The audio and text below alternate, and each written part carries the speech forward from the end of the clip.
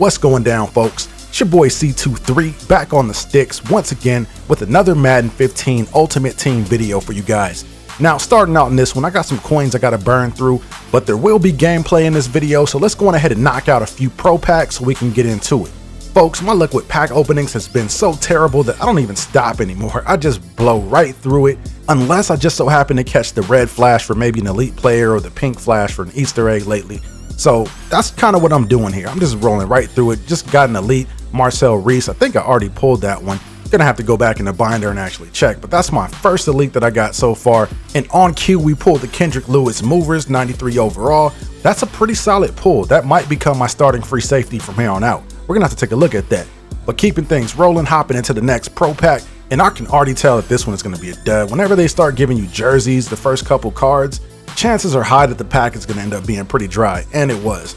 So we got a Hakeem Nick 78 overall gold card, but there's a pretty good chance that he'll end up being quick sold pretty soon. I'm gonna hold on to him for now though, just to take a look at the auction block and see if he goes for anything at all, which I doubt. But anyways, we're opening up the next pack, and it's pretty much the same as the last pack. Wow, come on EA, give me something. As many coins and as many points as I've been dropping on packs, you guys gotta give me something. I mean, a golden ticket would be nice, I'm just saying. But anyway, jumping into this gameplay, folks, I finally got my internet issue resolved, and I did a video over the weekend on exactly what steps I took in order to fix the problem in case you guys are having connection issues like I was. And I kid you not, folks, it was bad. It was to the point where I couldn't connect to a game at all, and then the games that I could connect to, I'd be booted out like in the first quarter, and I'd end up taking a loss because of a connection drop. So it was pretty frustrating, but I'm glad we got that behind us, and now I should be able to give you guys a lot more gameplay. Anyway, diving into this game, my opponent is really aggressive. On the first play of the game, takes a deep shot to Harry Douglas, who somehow catches it over Richard Sherman. I'm not sure about that. That's kind of crazy. I believe that's the Harry Douglas Movers card that he's using. But anyway, it's 2nd and 7, and I go play action, and the defense just meets me in the backfield. Nowhere to go with it. Bringing up 3rd and 7, I drop back with Peyton Manning, looking for somewhere to go with it and force it in the triple coverage. Horrible read, horrible throw. That play was just a disaster from the start. So of course it's an easy pick 6 for my opponent, who takes it all the way to the house, and I'm down 14-0 in the blink of an eye. So I gotta respond. I gotta get some kind of momentum going. I try to do that. I come out and I hit my tight end across the middle, looking to get some sort of rhythm established on offense. Next play, I come back and I throw a strike to Calvin Johnson. That play was kind of risky though. I'm not sure how that wasn't picked off, but we'll take the result. The next play, I hit Alshon Jeffrey on the slant as well, and we're moving the chains. On 3rd and 7 later in the drive, I go play action and throw a strike to Amaru, who makes the catch and puts us in business in the red zone. So 1st and goal. I just got to hand it off to Eddie Lacy and let him do the rest. Easy money, and we're finally on the board. On my opponent's next drive, he comes out in the I formation. I'm thinking run all the way, but he decides to pass it, and he has a one-on-one look, but he overthrows this wide receiver. 2nd and 10, he takes a snap under center, drops back, looks downfield, and throws in the coverage.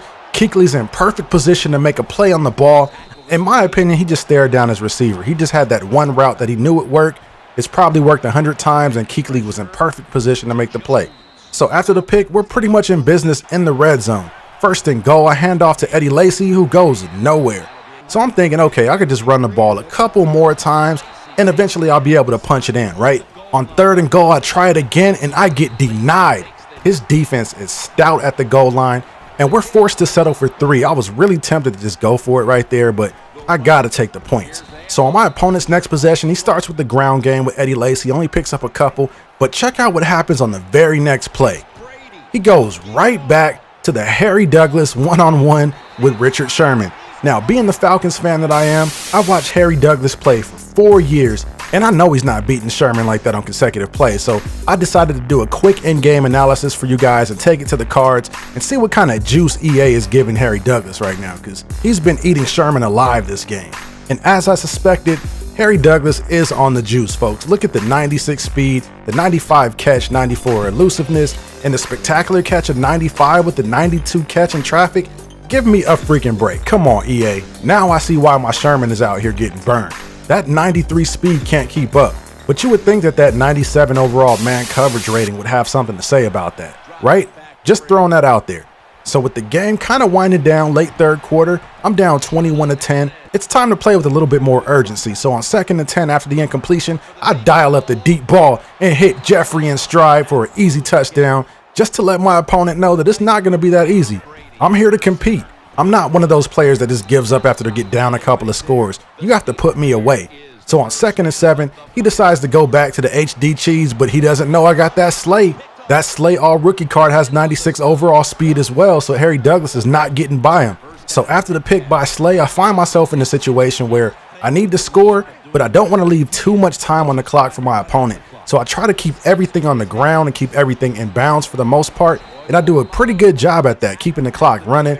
But on this next 1st and 10, I couldn't believe what happened. I take the snap under center, and I see Calvin Johnson just running wide open, so I hit him in stride, and he just runs in for the easy score untouched. So how does my opponent respond now that he's playing from behind? He goes play action out the shotgun and throws a pick to Kuechly again. Kuechly with his 2nd pick of the day. He takes this one all the way to the house, and that is your ball game, folks. And somebody tell the coach to watch his mouth, man. Come on, this kid's watching. Anyway, we take the W in this one, 31-21, in a game that we trailed 14-0. It was really ugly early, but we showed some resiliency and bounced back and ended up taking the W. So that's all the time I got in this one. If you liked any part of this video, don't forget to smash that like button. I'm signing off, and I'll see you in the next one.